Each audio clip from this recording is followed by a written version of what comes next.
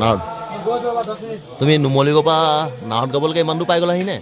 হে তো ৰাইজ আমাৰ সকলোৱে জনপ্ৰিয়, ইয়াৰ নাম হৈছে ভদাই নাৱত।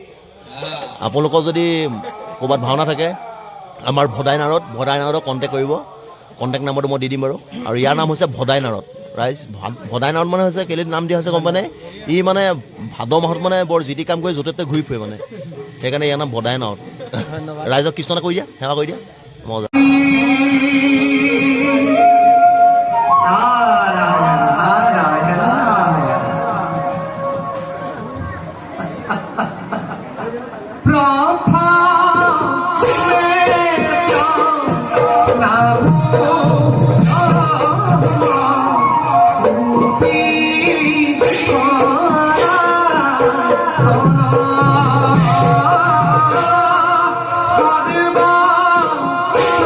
ৰাইজ আপোনালোকে ইতিমধ্যে গম পাইছেই চাগে, আমাৰ ভাইটি, আমাৰ বন্ধু সুভাষিস, আমাৰ ভাওনা জগতৰ এজন সুন্দৰ নাৰদ আজিৰ পৰা নাই আৰু।